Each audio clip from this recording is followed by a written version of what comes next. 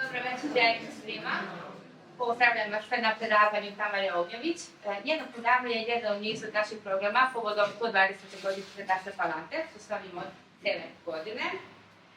Tamara Ognjović je istoričar umetnosti, književnik i gastroenterolog.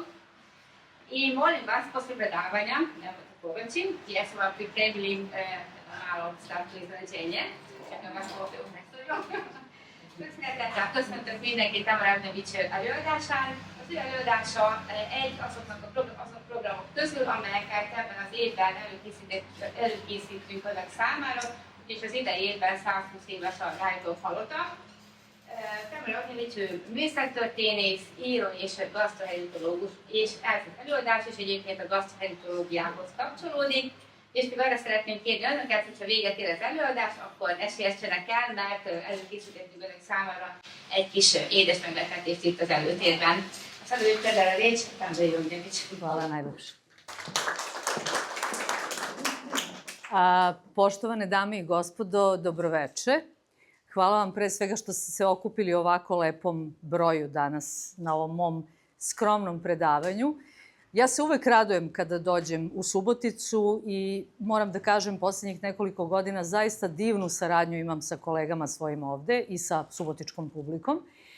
A danas se posebno radujem, a reću vam i zašto se radujem posebno, jer sam se pitala da li bi jedan gospodin, o kome ću vam večeras malo više govoriti, koji je važan za ovu našu priču, da se kakvom igrom slučaja rodio jedno 150 godina kasnije, a nije, rodio se krajem 18. veka, i da je imao priliku da dođe u Suboticu i da vidi Rajhlovu palatu, ja mislim bio potpuno oduševljen, iako on nije bio arhitekta, ali je smatrao da je poslastičarstvo 5. slobodna umetnička veština i da spada u domen arhitekture. Taj gospodin se zove Marie-Antonin Carême i molim vas da zapamtite njegovo ime i večeras ćemo ga više puta pomenuti pored još nekih značajnih ljudi. I moj izbor, moj predlog, kada su me kolege iz Savremene galerije pozvale da održim predavanje, ja sam rekla želim da ponovo u Suboticu dovedem moj sasvim sigurno najomiljeniji projekat kad je Artist centar u pitanju, koji se zove Poslastičarnica. Ne dajte da vas to poslastičarnica prevari. Poslastičarnica je mnogo šire polje od samo nekog lepog prostora u kome se jedu kolači. Poslastičarnica vam je kao jedna magična kutija za nakit, a vidjet ćete da i tekakva veza stoji između kolača i nakita, znači to ovo je epohi o kojoj ćemo danas govoriti, u kojoj se krije mnogo tajanstvenih. Znate kako su nekad čuvali slavni šefovi recepte, pa domaćice čuvale recepte, pa neće jedna drugoj da daju, jer u stvari odavanje recepta je odavanje jedne vrste alhemičarske magijske tajne. Dakle, ova naša poslastičarnica je jedan čarobni prostor u kome nastojimo da razumemo na koji način su razmišljali ljudi 100, 200, 500 godina pre nas, a sve u vezi sa šećerom, jer čovekova strast ka slatkom je starija od ljudske civilizacije. Znači, ljudska civilizacija je tu nešto pokušala da ukanališe, da isfilozofira. A zašto je starija? Pa za malo su Japanci uspeli to negde da nam objasne, što više dobili Nobelovu nagradu za to, jer su otkrili jednu vrstu hemije, znači koja direktno utiče na našu fiziologiju, a pre svega na naš najgladniji organ, mozak, koju su nazvali umami. Umami je taj savršeni ukus koji kod nas izaziva bukvalno senzaciju. Ne samo zadovoljstvo što smo probali nešto lepo, nego jednu dublju senzaciju koja je i mentalna, i emocionalna, i fiziološka. Šta su još ustanovili? Da je taj umami skup svih onih 5 ukusa za koje mi znamo. Međutim, da je ono što je dominantno u umamiju slatko i da je najbliže majčinom mleku.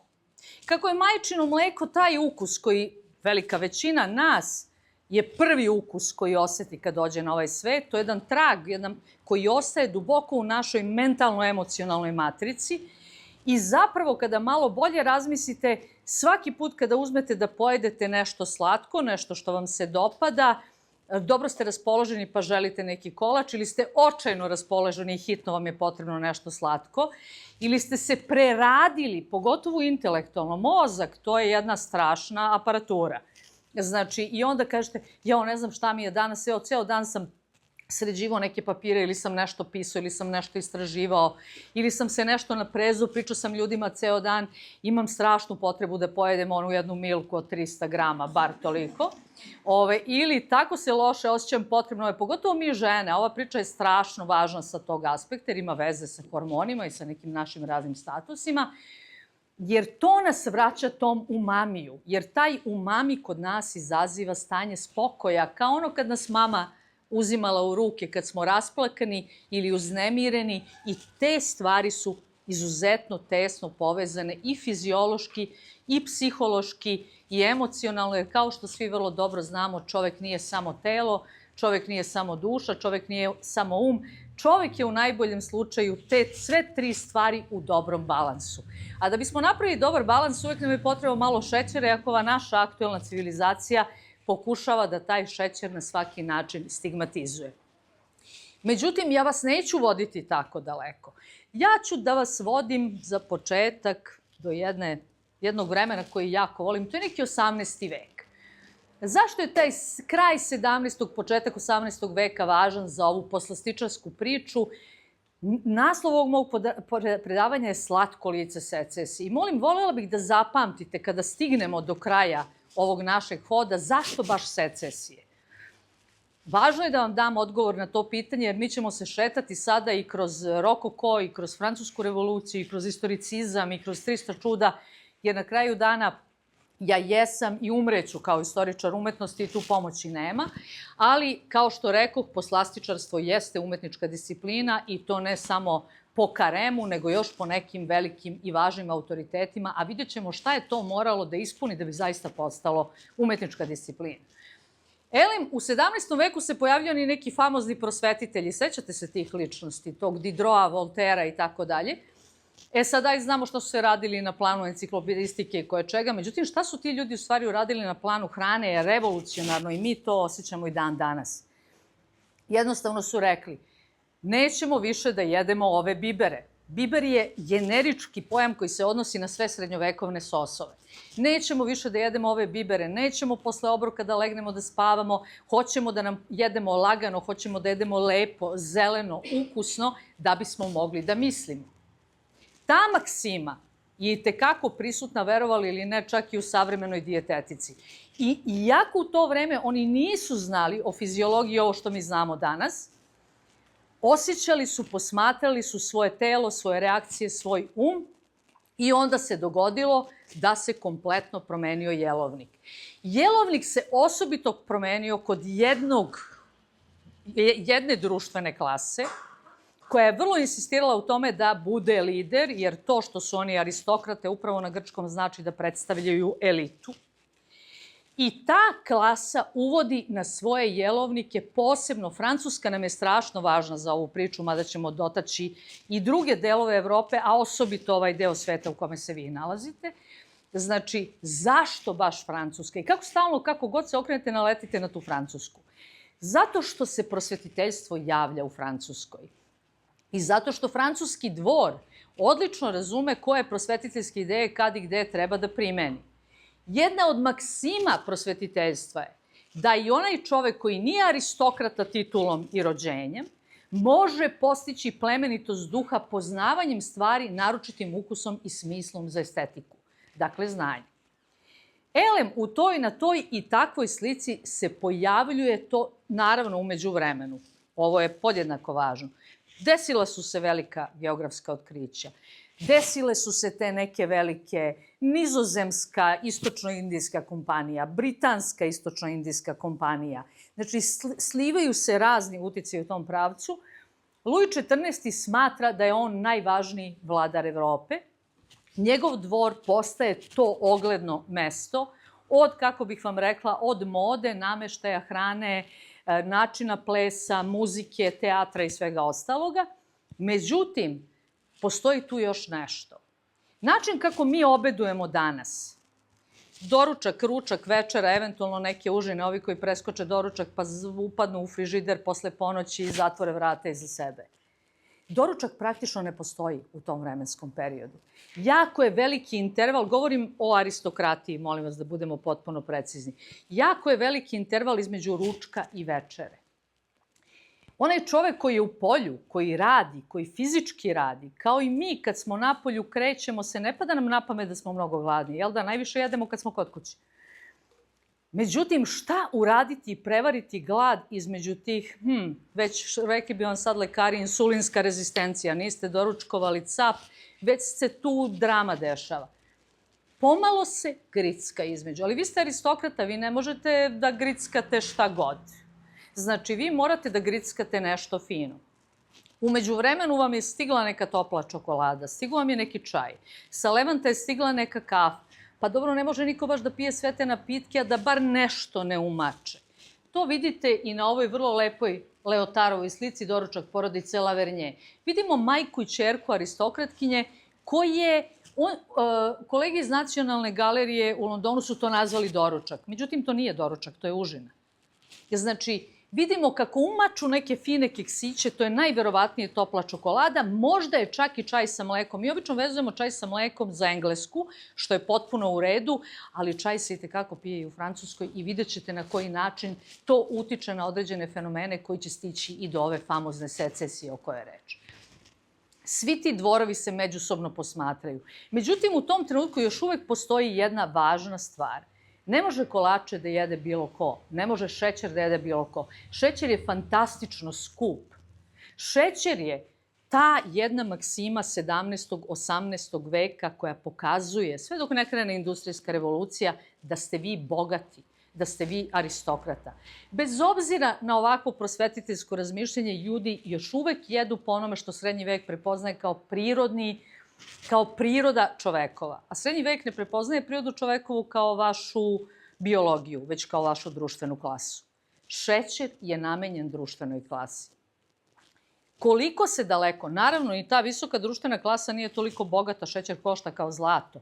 Znači, koliko se daleko ide da vi poslužite, namerno sam vam stavila ovu modlu, čitave figure, ovo što mi danas recimo jedemo kao medenjake, nekada su čitave figure, čitavi kolačići pravljeni od tog skupocenog šećera.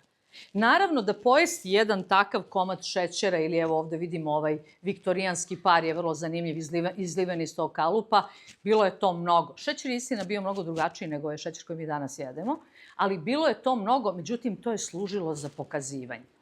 Onog trenutka kada je između šećera i klase, statusa i nivoa uspostavljen tesan brak, on će trajati nekoliko stotina godina.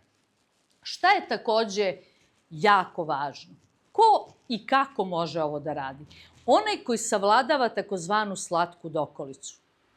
Da biste bili aristokrati, vi morate da imate taj divan bledi ten, znači ne možete mnogo da se sunčate. I kako izađete da se sunčate, morate da budete pod kakvim šapom ili pod kakvim suncobranom.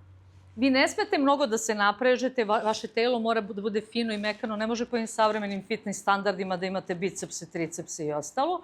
I taj šećer samo dodaje toj slici. Međutim, pošto ga nema u takvom obilju, kao što je hrana danas nama dostupna, niko ne može da pretera sa tim šećerom i ne može da se ugoji u toj meri. Ali, ono što je slast bila visoke klase i zadovoljstvo visoke klase, ostaće u najvećem delu Evrope zaista tako. Sve praktično do početka 20. veka. U onom delu Evrope gde će na vlasti ostati monarhija, ali u Francuskoj se dogodilo, kao što znamo, nešto drugo. U Francuskoj se dogodila revolucija. Revolucija koja iz ove perspektive nama izgleda kao jedan ogroman, bez obzira što je to bilo jedno strašno krvoproliće. Verujem da je veliki broj vas se prošetao Parizom. Odlično znate gde je trg Concord, gde su Jelisejska polja. Na Concordu je stajala ta slavna giljotina. I Concord je bio preplavljen krvlju. Jelisejska polja u to vreme nisu postojala.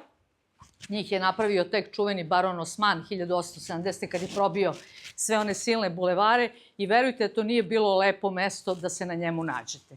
Mnogo ljudi je stradalo, mnogo aristokratije, pa kasnije i neki vrlo dični revolucionari, međutim revolucija se dogodila. U tom trenutku Francuzi koji su izašli iz te revolucije, vlada jedan opšti haos na toj sceni. U datom momentu je kompletno nestala država. Oni su stigmatizovani od tadašnjeg sveta, jer ubiti monarha, znate šta je to? Ubili ste izabranika po volji Božijoj. Znači, smatra se to ogromnim grehom. Međutim, ta jedna negativna pozicija za njih postaje poligon na kome će oni dokazivati da su i bez kralja jako dobri, da su najbolji u tome što rade. Šta se dešava sa ove naše poslastičarske strane? Muka živa. Znate, u svim zemljama ondašnjeg sveta, pa i kasnije, postojale su takozvane gilde, profesionalna strukovna udruženja koja su izdavala čitav niz propisa i pravila i bilo je jasno, naročito kada je gastronomija u pitanju, kada je kulinarstvo u pitanju, niste vi mogli 5 minuta da budete stručnjak za sos, pa ste onda naprosto poslali poslastičar. Niste ni pošto mogli da budete sad tu angažovani, da budete neka protokol majstor, da se razumete u postavljanje, serviranje i sve ostalo, pa ste naprosto odlučili da ćete sad da se bavite pečenjem mesa ili već mešanjem hlebova. Znači, to je bilo striktno podeljeno i svako je u svojoj disciplini imao profesionalni sertifikat da je on taj. Ali život neki put čudno podeli karte. Čini vam se kraje sveta, a Marie Antoine Carême, koga vidite na ovoj lepoj slici, njemu je život baš loše podelio karte, znate. On se rodio u jednoj postolarskoj porodici u kojoj je bilo 25 dece. Kad je imao 10 godina, usred revolucije, njegov otac ga je uhvatio za ruku, bila je to 1793. Kao što znate, 92. se revolucija dogodila. Doveo ga je do jedne od tih kapija velikih, Pariz je bio opasan sa ulazima kao i svaki utvrđeni grad, i rekao je, pametan si, snađi se. I ostavio ga je na ulici. U toj njegovoj takvoj nesreći on je imao ludu sreću da ga je ostavio na tački u kojem je u tom trenutku jedan pekar upravo tražio pomoćnike koji će pomagati oko prenošenja džakova sa brašnom. 10-godišnji Antoine Carême je prišao, javio se i krenuo da u jednoj pekari na samom rubu Pariza nosi džakove sa brašnom. Međutim, ono što je moglo da postane totalni fijasko, mase su umirale na ulicama tih dana, jer revolucija, nažalost, jeste srušila kralje i režim, ali nije dovela novo uređenje koje će tu zemlju staviti, kako bi se reklo, na prave šine, na pravi kolosek. Međutim, šta je otkrio Carême kod svog pekara? Da je preko puta pekara sasvim slučajno se nalazi Nacionalna kraljevska biblioteka. I dogodilo se nešto što da je još uvek Louis XVI na vlasti, Carême nikad u životu ne bi dobio tu mogućnost, a to je da posle, jer naravno, kao što znate, svi pekari ustaju pre zore da bi mogli da rade svoj posao i završavaju posao kad svoje hlebove i pecivo prodaju, i mladi Carême, dečarac, je posle 12 u podne imao svo vreme ovog sveta i onda je odlučio da uđe u tu veliku lepu zgradu. On je ono što mi danas zovemo autodiktat. Čovek koji je sam naučio da čita, sam naučio da piše. Ali njemu je revolucija otvorila vrata biblioteke. Šta ga je najviše fasciniralo? Veliki spisi, zamislite do čega je on dokopao. Veliki spisi, Vitruvijeva teorija o arhitekturi, Paladijevi crteži i drugi brojni izvori koji se tiču umetnosti i arhitekture.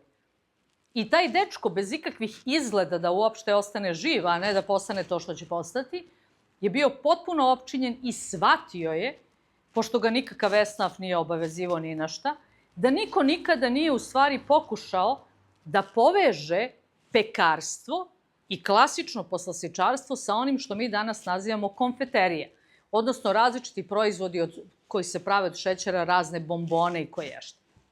On je ušao, seo, nacrtao i prvi put uradio to. I dan danas u izvanrednim situacijama kad se napravi neka glamurozna svadba, vi vidite u stvari nešto što je Carêmova tvorevina, što nije lako prevesti ni na koji lokalni jezik. Na francuskom jeziku se to zove pièce montée, odnosno centralna konstrukcija na stolu. A gde to vidite? Obično na mladenačkim tortama, ono kad vidite 3, 4, 5, 6 spratova, to je osmislio naš dragi Carême i vi vidite, ovo su njegovi crteži. Znači, vi vidite te konstrukcije koje on pravio od šećera, od voća, od cveća, od testa. To je bilo fascinantno. To je bio spektakl na stolu. Pogotovo u eri u kojoj se još uvek istovremeno tokom serviranja sve spušta na sto. Kombinacija u kojoj će se ići predjelo, supa, glavno jelo, pa na kraju desert, nastaje upravo u epohi secesije. To je jedan od najvećih doprinosa secesije gastronomije taj način na koji mi i dan danas jedemo i poslužujemo hranu. Međutim, u Karemovo vreme se to radilo tako i sto je bio, kako je Karem doživljavao sto? Pa verovatno isto kao Reichel kad je stao pred ovaj plac, bacio pogled i rekao, na ovoj zaravni bi se moglo napraviti to i to. Zato vam i kažem da bi Karem i Reichel verovatno bili oduševljeni da se sretnu. Jer kreativni, konstruktivni postupak na kome se na jednom ravnom platnu, na kome nema ničega, možete to posmatrati kao platno, možete posmatrati kao polje, možete posmatrati kao nekakav bulevar na kome još uvek ništa nije izgrađeno, vi imate ideju kako ćete izgraditi strukturu koja će biti impresivna. To zaista jeste umetnost i u kreativnom i u onom umetničko-zanatskom izvođačkom smislu.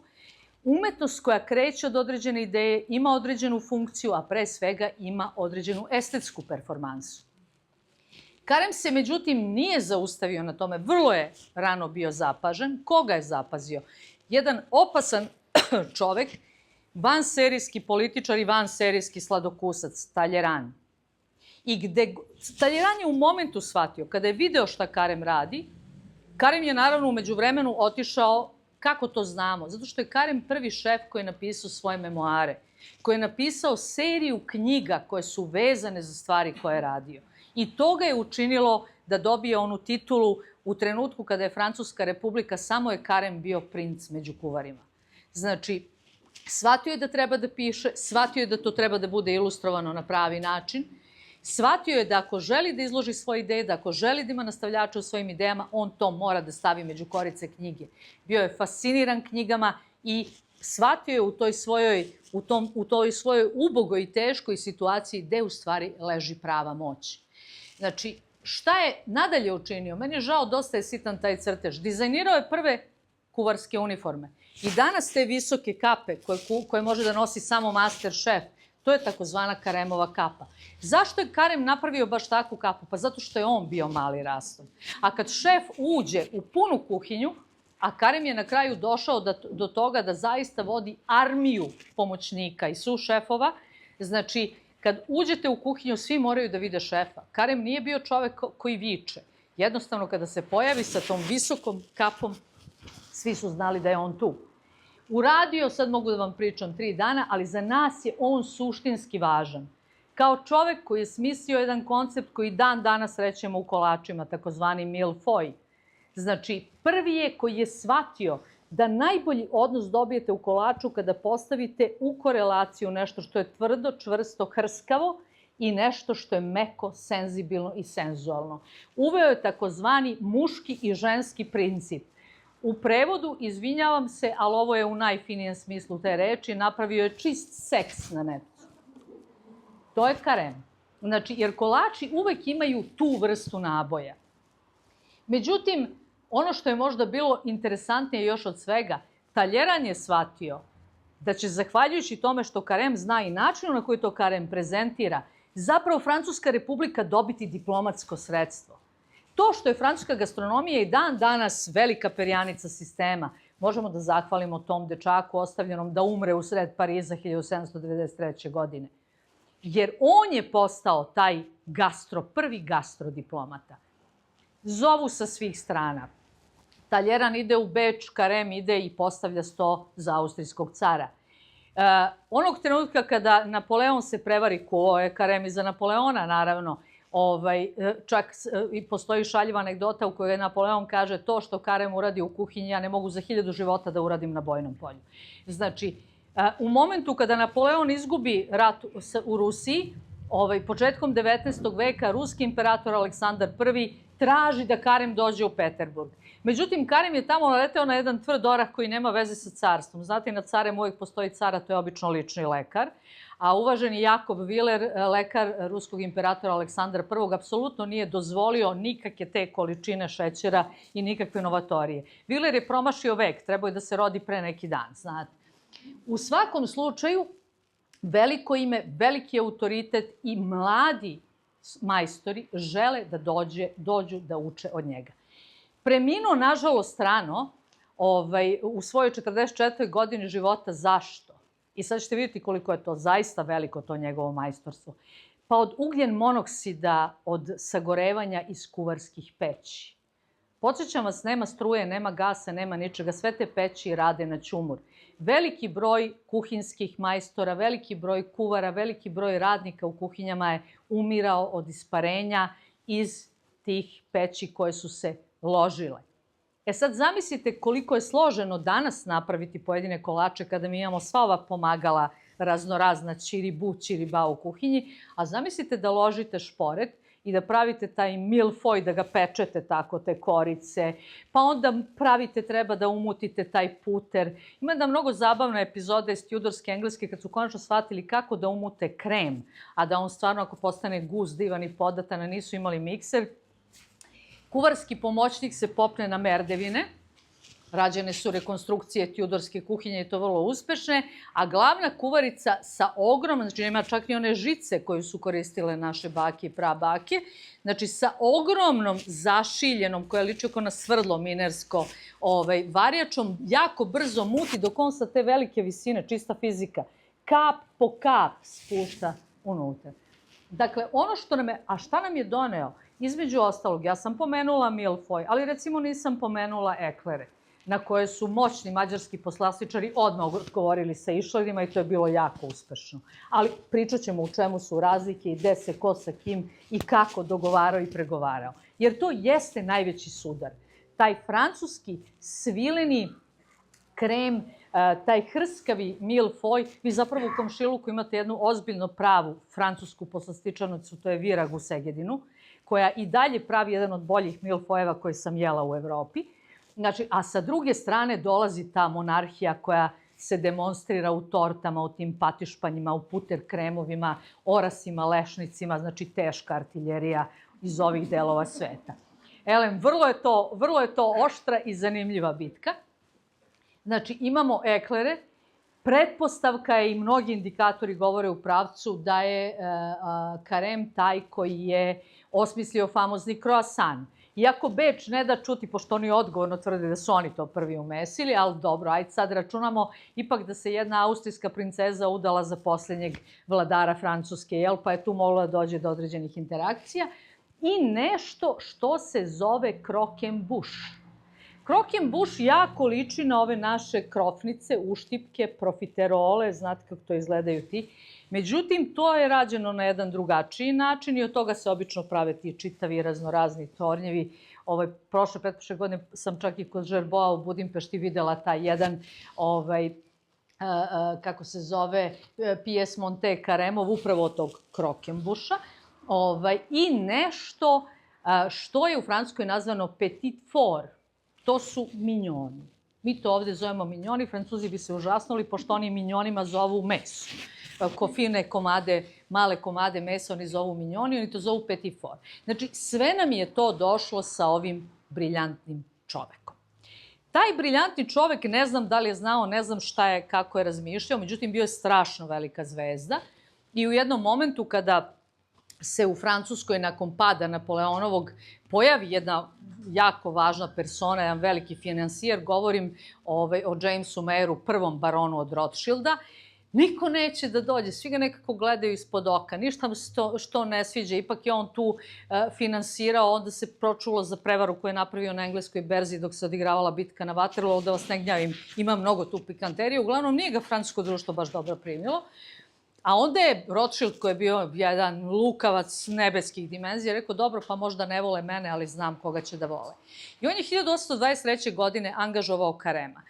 Platio ga je suvim zlatom. Onda više nisu išli kod Rothschilda, nego su išli na večeru koju je pripremio Karem.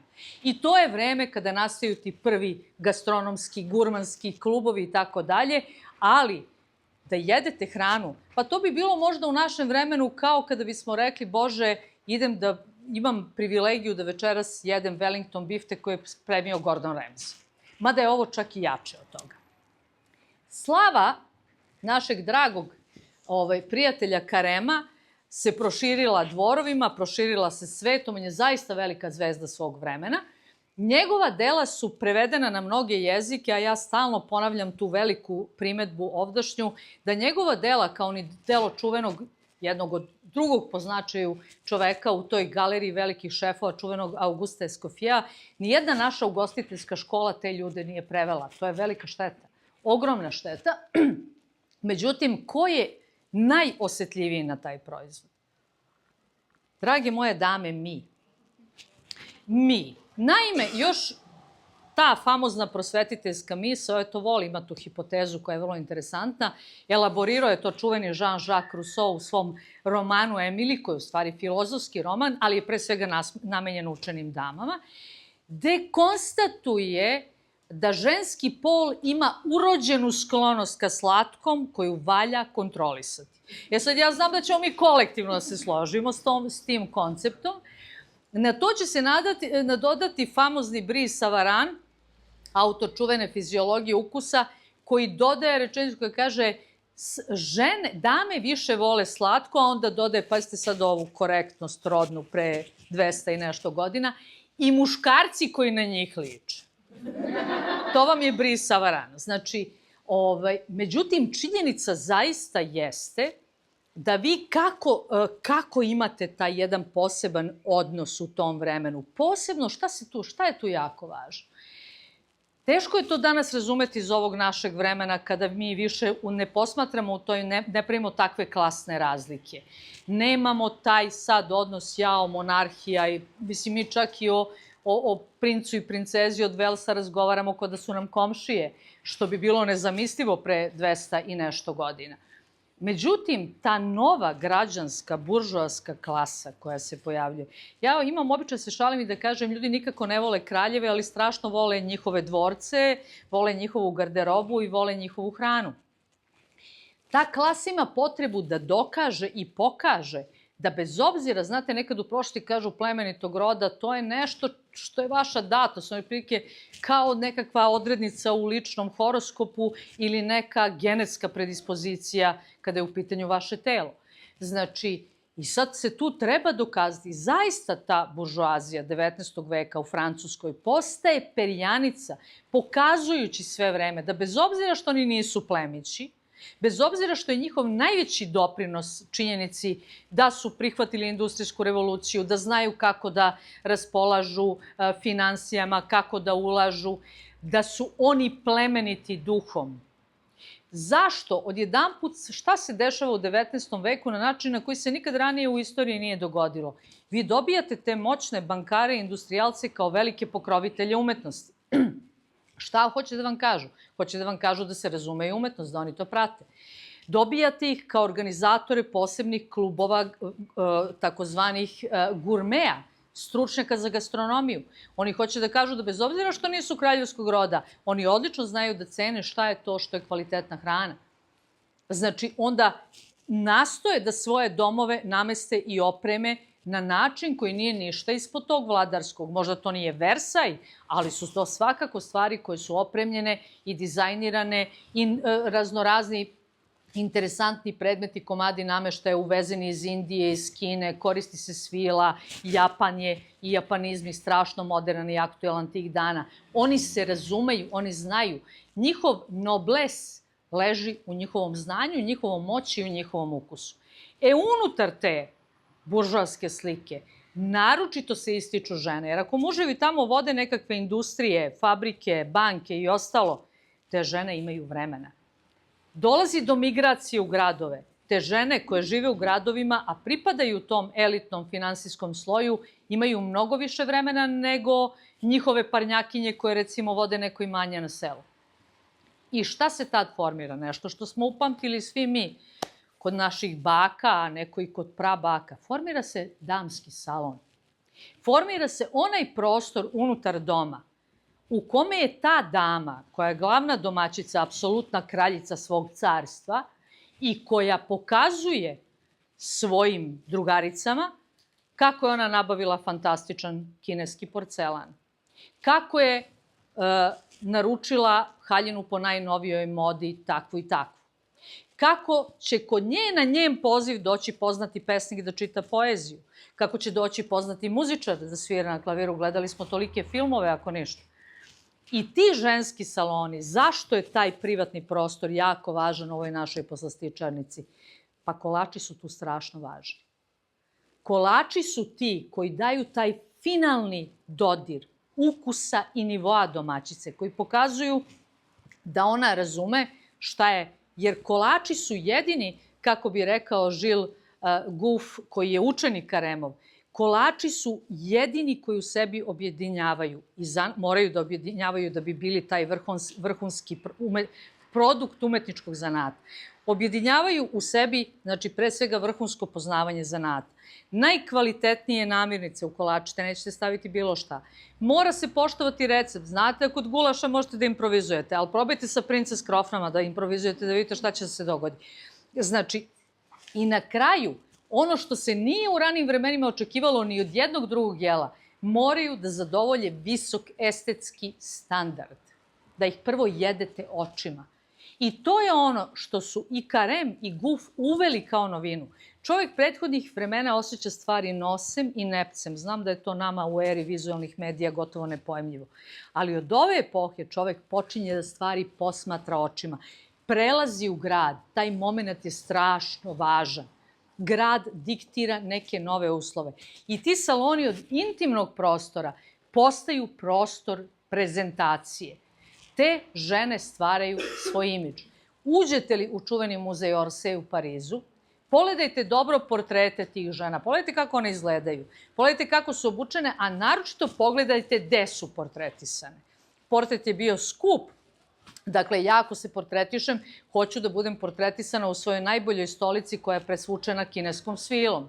Hoću da iza mene stoji kavez sa mojom retkom orijentalnom pticom koju su na rukama pojeći je na cuclu nosili preko 5 gore i preko 5 mora. Tako izgleda to društvo. Jako je važan unutrašnji krug. Zašto? Pa zato što do 1870. godine, verovali ili ne, ovaj Pariz koji vi poznajete takvim kakvim jeste, nije uopšte izgledao tako. To je bila ona čuvena, famozna ulica Rivoli, koju ja lično najviše volim u Parizu, koja je kasnije u 19. veku postaje najveća krajem 19. veka najveća trgovačka zona, je bila jedna ogromna kloaka. Čak i famozni Renoir, koji se rodio na ulici Rivoli, je rekao, ja samo bacim u jednom od svojih dnevnika, kaže, ja samo bacim pogled kroz prozor da vidim da nije pala kiša, ako je pala kiša, cela kanalizacija je na ulici.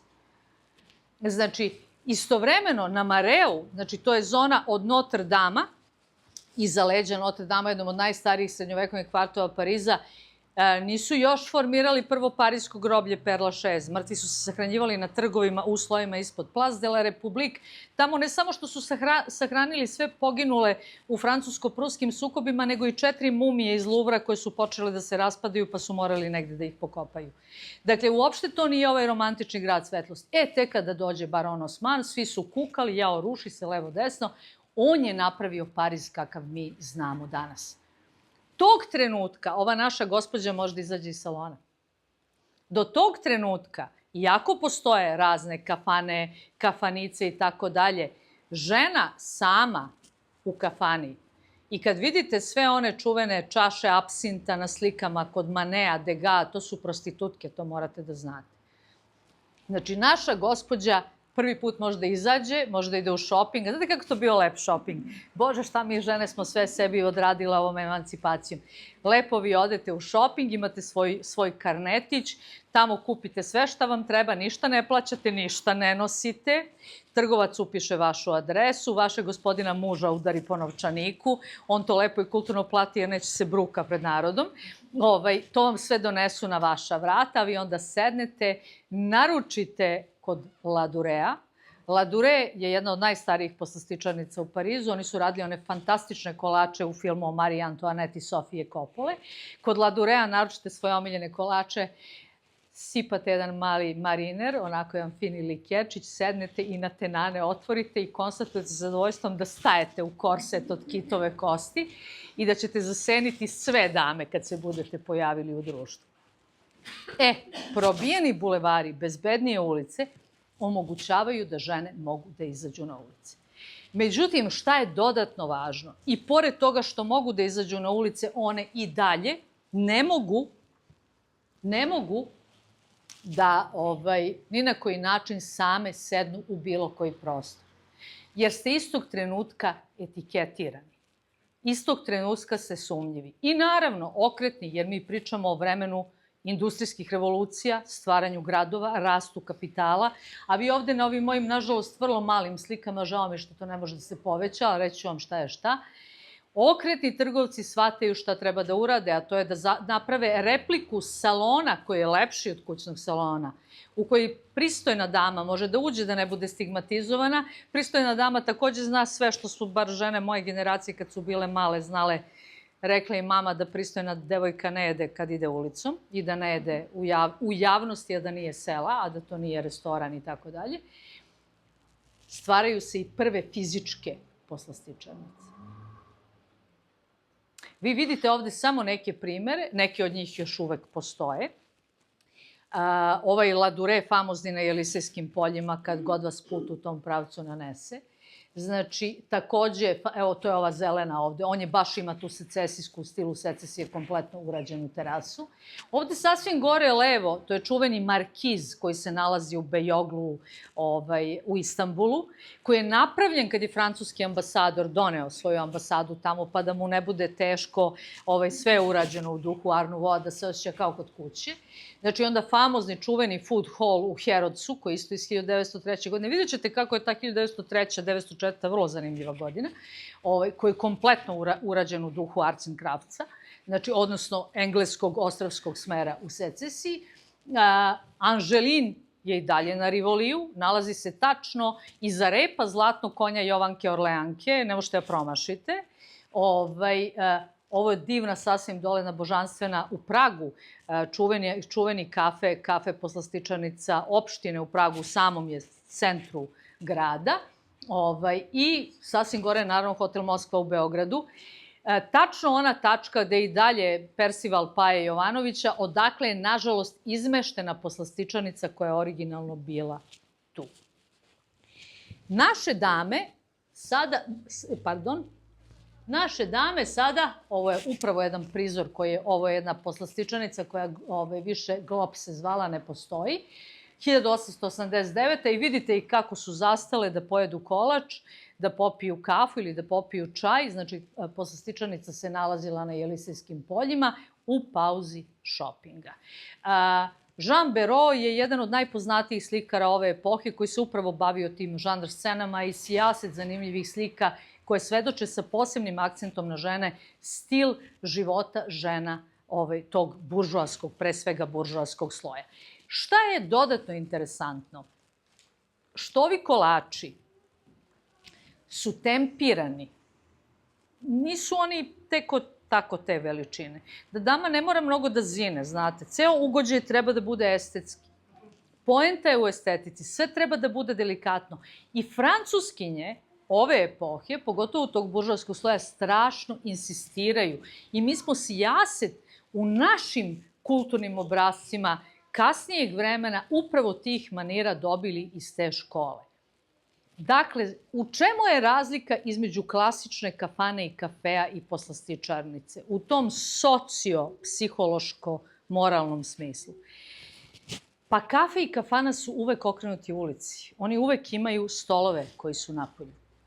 Uvek, što bi rekao Bourdieu, taj habitus je tempiran tako da vi komunicirate svi međusobno bez obzira na klasu, status i tako dalje i tako dalje. Poslastičarnica je zatvorenog tipa. To je intimni prostor.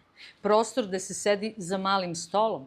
A onda se desi upravo da u ovoj epohi pojave se dva genijalca Britanca, braća Nil u Parizu, i saopšte da je nešto najfinije što žena može da učini za svoju lepotu i zdravlje da pije čaj. I sad, francuskinje nikad tom čaju nisu prišle na način kako je to slučaj recimo u Engleskoj ili na Dalekom istoku ili na nekim drugim mestima, ali je bilo, kako bih vam rekla, pitanje prestiža. I onda se ovi isti poslastičari sete genijalne stvari i otvore nešto što se zove salon de thé, odnosno salon za čaj. Dakle, nije čajđinica, nije to neki tea shop, to je salon. mora da zvuči. Vidite kako se pravi marketing, kako se sve to lepo brendira. Način na koji se servira, svaki tip kolača ima svoj tanjir. I šta je još važnije? Nema ono izneli smo pa cap na sto. Ne. Prave se vitrine. Kolači se izlažu, pazite, tu još uvek nema struje.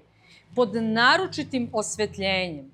Naročito se dekorišu, dobijaju one fine, znate, onu papirnu konfekciju, korpice, detalje, levo, desno. Šta se još, moje dame, na takav način izlaže u vitrinama? Nakit. Analogija nije nimalo slučajna. Nakit koji žena nosi na sebi jeste da govori o njenom ukusu. Ali pogotovo u Francuskoj ovo je viši stepen mudrosti. Jer ne samo vi ste mogli videti da neko nosi ovo ili ono, ali vi ovde birate i pokazujete šta su vaše preference, kolika je vaša finoća. Znači, tako da je ta jedna prezentacija, način razmišljanja, jer šta kaže istorija, odnosno kulturna istorija? U čemu je ta francuska buržoa žena iz Belle Époque, na vrhuncu Belle Époque, znači kraj 19. fin de siècle, kraj 19. početak 20. veka, u čemu je ona mastermind? U tome što ima savršen ukus, savršen manir i u tome, jer to nam dolazi iz Francuske, što ume da se pojavi na skupu na kome se nalazi podjednako veliki broj dobro obučenih žena i da zablista jače od svih ostalih. Podsjetit ću vas na jednu damu koja je rođena u tom fin de siècle, koja je upravo ženska verzija Carême, zove se Coco Chanel. Šta je Coco Chanel uradila? U svom onom periju čipki svili ona se pojavila sa biserima do kolena, sa skinutim korsetom i odsečenom kosom. I ceo Pariz se okrenuo. I to vam je na duge staze Maksima. Ceo Pariz je uzdahnuo, ceo Pariz se okrenuo, Pariz je bio šokiran, Pariz je bio oduševljen. A ko nas drži u takvom stanju? Nemojte zaboraviti da su u 19. veku pojavile novine. Novine, štampa. Nisu imali ove naše današnje društvene mreže, Bogu hvala, bilo bi to zaista spektakularno za praćenje. Ali štampa je i onda, kao i sada, jako volela skandale. Postojale su posebne rubrike koje su bile namenjene tim elitama, u kojima se objavljivalo ko se verio, ko se oženio, ko je umro, ko je ženu prevario, koga je žena prevarila. Vratite se, ako vam vreme dozvoli, naravno uz neki jako dobar ekler. Ekler inače na francuskom znači nešto što je brzo, nešto što se otprilike jede s nogu, mada situacija naravno nije takva. I bacite pogled još jednom na neke ove fine ljude, kao što je recimo Balzac, kao dobar poznavalac francuskog društva, ili recimo Emile Zola, ili još bolje na Flaubera. Flaubert je ušao u dubinu mentalnog sklopa emocija žene upravo ove epohe. Međutim, ko sve to prepoznaje? A ovo je mnogo interesantno mene. Znate kako kažu u latini, nomen est omen, ime je značenje. Sretnu se dva prezabavna čoveka. Jedan se zove Auguste, drugi Cezar. Zamislite kakav tim. Jedan se zove Auguste Escoffier i smatra se ocem takozvane francuske haute cuisine, odnosno visoke kuhinje. A drugi se zove César Ritz, mislim da vam prezime dovoljno govori, i smatra se ocem koncepta novog luksuznog hotela. Sretnu se ta dvojica i odluče da naprave hotel. Onaj Ritz, onaj na trgu Vendôme u Parizu. Sjajni profesionalci, svako u svom segmentu. Escoffier genije kulinarstva. Stvorio paterne koji danas, kad se tako onako agresivni, robustni šefovi, evo drugi put pominjem Gordona Ramsaya, morat će nešto mi skuva. Znači, robustni mangupi kakav je Ramsay, kad se pomene Escoffier, a on zadrhti kao prutić. Escoffier ne samo što je veliki šef, on je odličan poznavalac ljudske, a naročito ženske psihologije. Stvaraju zaista hotel koji je palata. Palata sa posebnim pristupom, menjaju način posluživanja. O čemu vodi računa Escoffier? O tome da dame moraju da se osjećaju dobro u tom prostoru. Da damama mora da se sviđa cveće, da damama mora da bude udobno. U njegovo vreme počinju se nose oni takozvani turniri visoki koji nisu baš mnogo zgodni za sedenje. Da damama mora da bude udobno kad sednu, da svetlo mora da bude tako da laska ženskoj lepoti. Jer Auguste Escoffier odlično zna da nema tog muškarca koji će se pokrenuti u pravcu njegovog luksuznog hotela dok žena ne kaže nisi me nigde izveo već nedelju dana. Sve je u tom pravcu. Šta radi još jednu neverovatnu? Razume šta je marketing. A to je da treba izabrati, da treba dovesti, tako mi bismo danas rekli, celebritije, poznate osobe. Ko su poznate osobe tog vremena? Poznate osobe tog vremena su čuvene glumice poput Sare Bernard, čuvene operske dive poput Nellie Melbe. Znači, to su poznate dame tog vremena koje nisu kraljice ili već nešto treće, nego su prosto poznate osobe. Znači, i šta još treba uraditi da pokažete koliki je vaš, kako bi Francuzi rekli, grandeur, kolika je vaša veličina? Posvetiti tim ženama ne neke pileće, batake i supe, već poslasticu. I evo ga, vidimo ga, silno sam se namučila, moram da vam kažem. Naravno, Peš Melba ili Breskva Melba, Peš je Breskva na francuskom, je posvećena čuvenoj operskoj divi, Australijanki Nellie Melbi. Prvi put je servirana u još jednom hotelu koji su na noge postavili ova dva dična Francuza, to je čuveni Savoy u Londonu. Njihov je i Ritz-Carlton u Londonu i tako dalje, ima tu puno tih momenta. Samo o njima dvojici može se napraviti jedno dobro predavanje. Znači, gospođica Nellie Melba je odbijala da jede sladoled koji je bio poslastica broj 1 tog vremena, jer je smatrala da će to afektirati njene glasne žice, što je za nju kao pevača bilo. Međutim, Escoffier je objasnio da će on napraviti takvu nivelaciju toplog i hladnog, da ona to može da pojede, da će joj biti divno i da neće to, da on ni na koji način, on kao veliki profesionalac i umetnik u svom poslu ne bi nikada ugrozio drugog umetnika. I zaista, kombinacija breskva, sladoled od vanile i sirup od maline, ali u čemu je bio keč? U tome što je gospodin uvaženi Escoffier, koji je takođe verovao da je poslastičarstvo 5. slobodna veština, najbližija, u njegovom slučaju on je hteo da bude vajar, vajarstvu, dao da se taj prvi Peš Melba servira u posudi koja je napravljena od leda u obliku labuda. Tako da temperira sve vreme komponente u njoj. Kako bih vam rekla.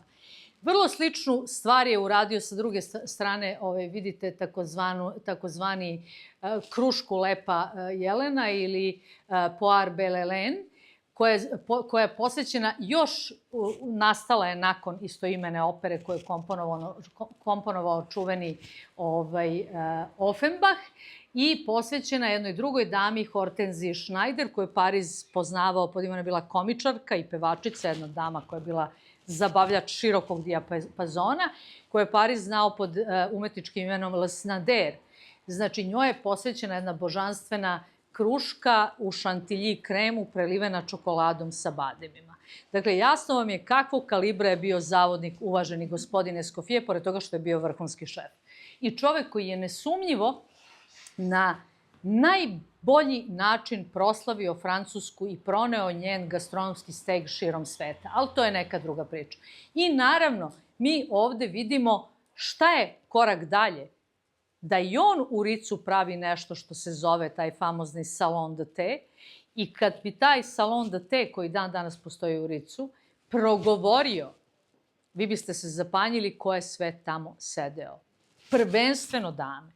Od vrlo poznati, naravno čuvene Chanel koja je u Ricu i živela, znači do jedne armije čuvenih filmskih zvezda od Grace Kelly pa nadalje, do poznatih, vrlo uglednih žena, ali uglavnom žene.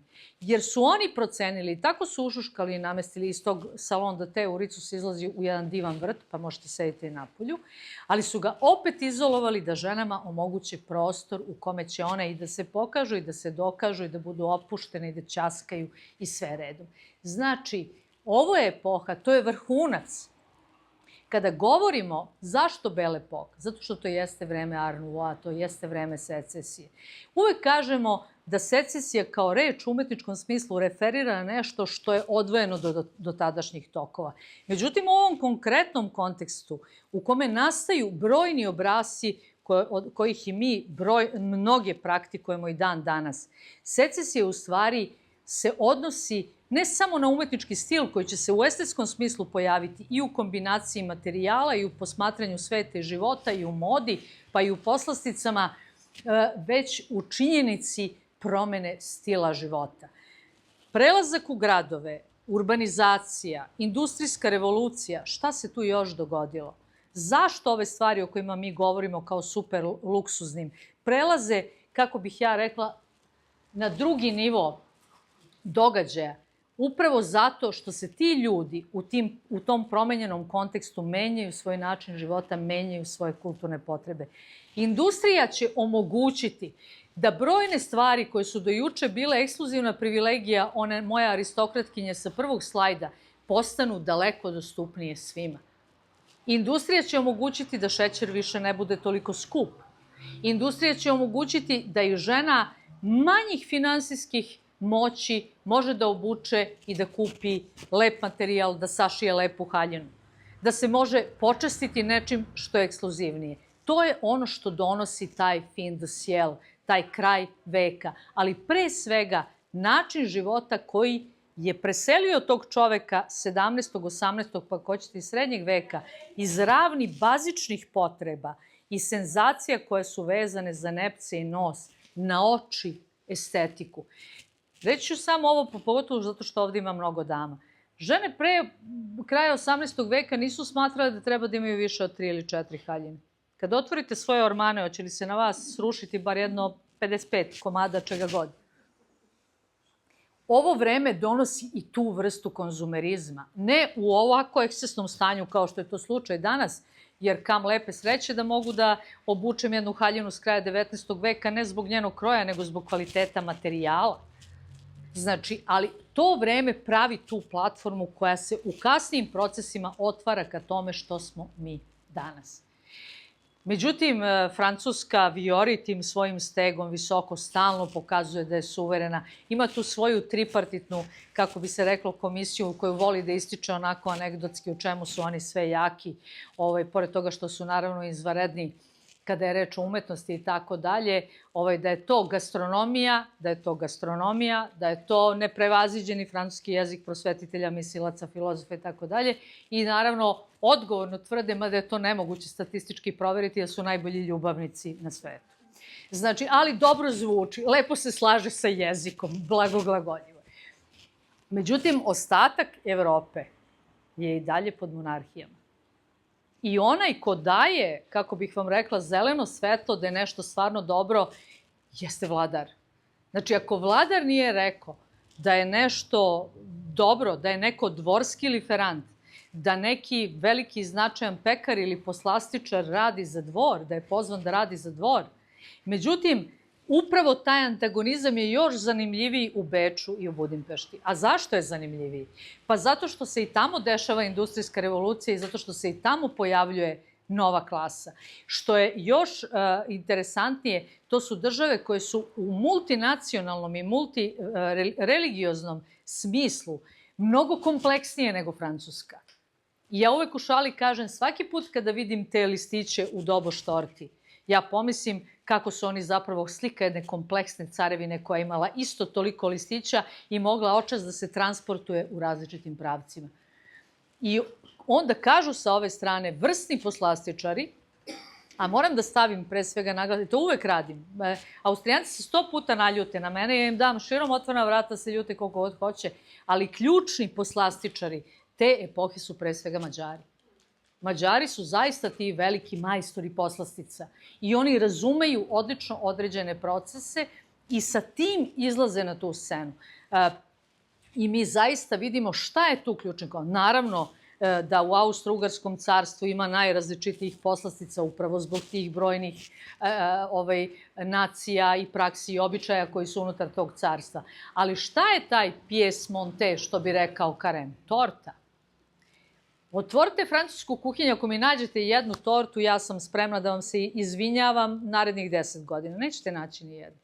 I tu je jedan suptilni, mnogo je divno Sartre pisao o tome kako iz cuga može da kaže kako funkcioniše bilo koje nacije u Evropi na temelju kolača koje ta nacija jede.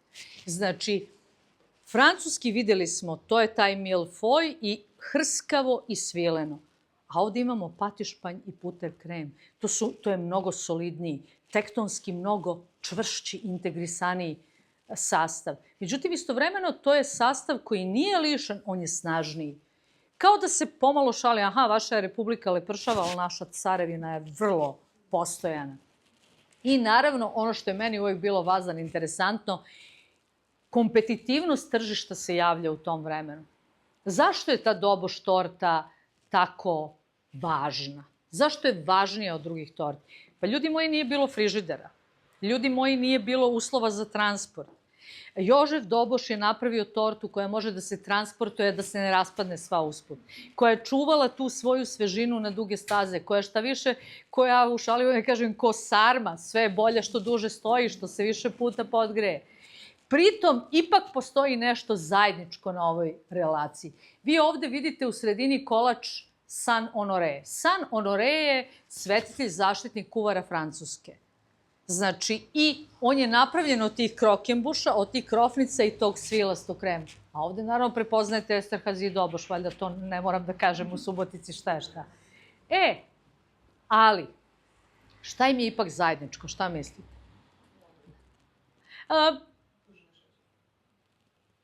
Toplo.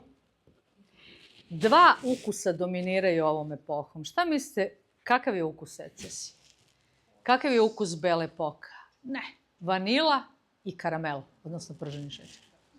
Vanila i karamel su i u Francuskoj, Parizu, i u Beču, i u Budimpešti, i u Londonu su vanila i karamel. Zašto vanila?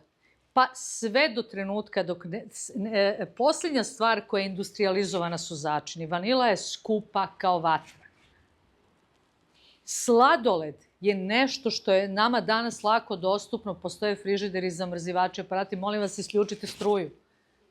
Napraviti sladoled, aj ga napraviti, ali ga sačuvati da se on ne otopi. Pa to je bio poduhvat. Sladoled je bio skupa poslastica. Pritom se neko mudro setio, pa imali su i oni dijetetičare, srećom nisu imali društvene mreže. Da negde u 18. veku kaže da je jako dobro kasno uveče pojesti kolačić i sladoled ili je to dobro za probavu. Šta da vam kažem? Znači, šta da vam kažem? U svakom slučaju, taj susret i te medijacije su vrlo interesantne. Kako se dva gotovo identična ukusa mogu interpretirati na različite načine. I ajde kažemo nekih 120, 30 godina, 150 godina kasnije. Šta je fascinantno? I onda se vrlo pratila moda. Koji su kolači u modi, koji nisu u modi. Evo ja recimo ja kad izjavim da bih ja vrlo rado pojela Koh, svi me pogledaju i kaže tačno se vidi da si iz prošlog veka. Znači, i tu se menja moda. Međutim, neke stvari koje su dobro napravljene, kao i umetnosti, ostaju večne. Šta će vam doneti? Sednete vi kod žerboja i nađete nečuveni žerbo tanjer. Ma šta je na žerbo tanjeru? Pa je Esterhazy torta, žerbo kocka i Doboš torta. Velika kompetitivnost, veliko kako pronići u poslovnu tajnu. Mogli bismo to nazvati nekom vrstom industrijske špijunaže. Jožef Doboš se nije predao do zadnjeg dana. Znate šta je onda uradio? Pošto su svi eksperimentisali. Ja obožavam Bačku Topolu. Oni su tamo uspeli da naprave Doboš tortu koja ima 4 kore više nego Doboš u originalu. Znači, ali to ja zovem invencija, to je potpuno genijalno. Znači, šta je uradio na kraju? Kad je odlučio da se povuče iz posla, objavio je recept u novinama. Zamislite kakav čovjek. Znači, učinio je recept javno dostupnim. I nadalje, ima tu i dalje sijaset zanimljivih detalja, ali meni je interesantno i kada se nađete u Parizu, ako se ne zaletite na ovaj čuveni Baba Rum, koji je takođe kolač iz ove epohe ili ekli ili nešto drugo, probajte ovaj kolač San Honoré. On je sada se pravi u manjim komadima, jer i to je jedna intervencija koja nastaje u ovom periodu, je intervencija da svaka torta može da se pretvori u kolačić. Znači, to je taj trgovački, ja to zovem kreativna ekonomija. Kako se odjedanput, umesto sad gde ćemo sečemo celu tortu, napravite seriju kolačića i dobijete taj Karemov petit four.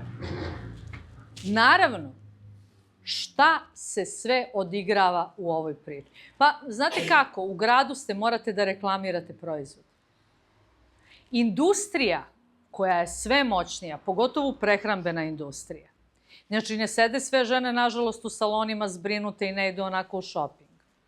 Industrija je sve moćnija i sve moćnija prehrambena industrija omogućava da neke stvari koje su bile super skupe postaju sve jeftinije i jeftinije. Vrlo je zanimljiva uporedna analiza koja je urađena i kraj 19. početak 20. veka, Engleska i Francuska, da su engleske žene mnogo praktičnije i pragmatičnije, da kupuju industrijski pakovani keks koji se servira uz čaj i one njihove famozne scones, znate one njihove pogačice sa kremom i najčešće jagodama, pošto Englezi od svog voća samo jagode priznaju za voće, da se odlučuju jer je to ekonomičnije, manje je pritisak na domaći budžet, čak i kad su u pitanju dobrostojeće žene.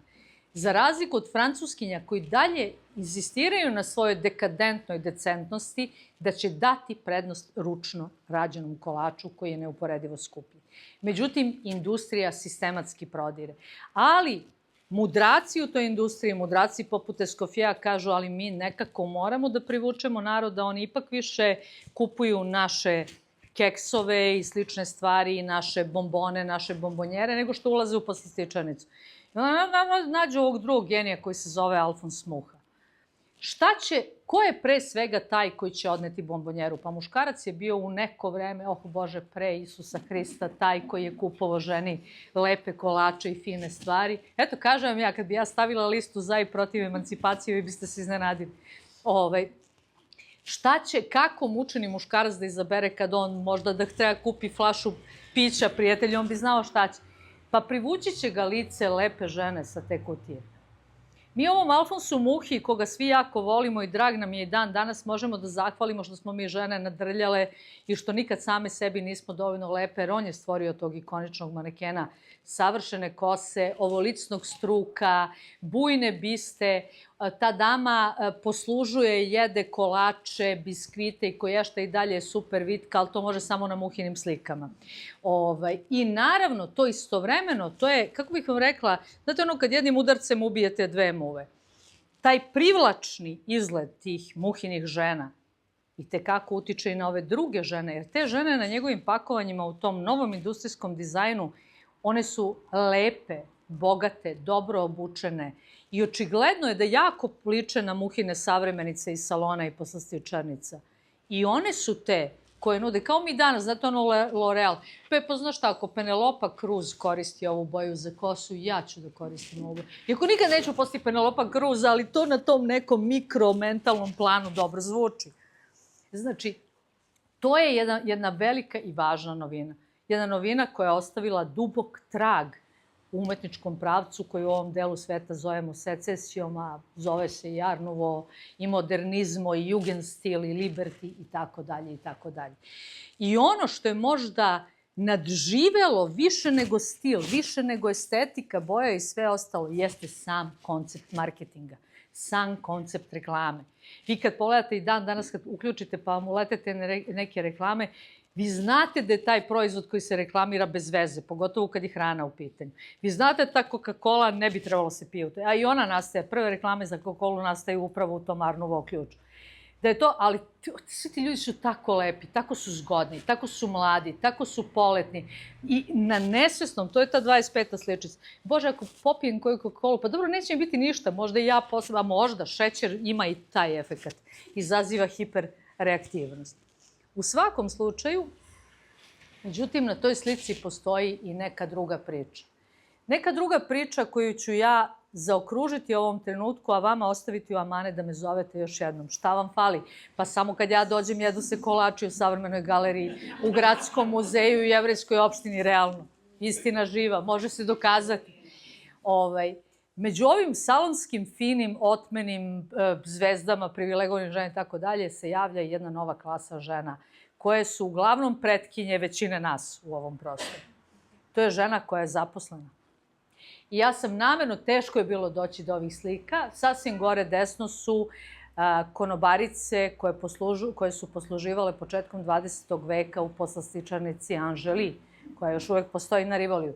Ove dve divne nasmijane dame u posebno dizajniranim bluzama su bile konobarice u sasvim sigurno najgenijalnijoj od svih, uslovno rečeno, poslastičarnica u čuvenom Willow Tea Roomu u Glasgowu, za koju ne možemo reći ni da je klasična čajđinica, ni da je klasična poslastičarnica, jer ono što je Catherine Cranston u saradnji sa Margaretom MacDonald i Charlesom Renierom Mackintoshom napravila je umetničko delo. Konačno, pun naziv toga jeste Art Tea Room. Obnovljena 2014. godine, otkupljena sva sreća da ne bude srušena, obnovljena u celini, ona se danas zove Mackintosh u vrbinim sobama, prostorima za čaj. Iako je to malo na uštrb Mackintoshove supruge, koja je bila apsolutno genijalni umetnik i zajedno s njim u paru dala ozbiljan doprinos. Ali šta je priča tih novih osveštenih žena? Katarina Cranston je takva žena. Katarina Cranston je žena koja se rodila u prvoj polovini 19. veka, čiji otac i stric su bili vrlo ozbiljni biznismeni, bavili su se uvozem čajeva, između ostalog. Međutim, bili su neverovatno emancipovani za to vreme i smatrali su da njihove ćerke treba da budu školovane žene. Znači, osim toga, obojica u to vreme, znate, mi danas pričamo o industrijskoj revoluciji onako kao jednom neverovatnom fantazmu koji je okrenuo svet na glavačke u boljem smislu te reči. Međutim, činjenica je da je armija tih ljudi koji su radili u industriji bila, kao što znate, ne bi se izdogađale mnoge revolucije, ne bi se stvorio socijalistički pokret, ne bi se slavio 1. maj i svašta i koje što je tamo tako bilo fino, dobro i sve ostalo. I naravno, jedan od najvećih problema te nove radničke klase u tim urbanistički neuređenim gradovima jeste problem alkoholizma. Vrlo jaki pokreti, naročito u Engleskoj, Škotskoj, pre svega na ostrvu, jesu ti trezvenjački pokreti. Znam da ovo zvuči kao naučna fantastika, a mislim da će vam biti zanimljivo, pošto mi svi danas volimo da putujemo i uvek gledamo gde ćemo da idemo, da otputujemo, da vidimo nešto novo i tako dalje.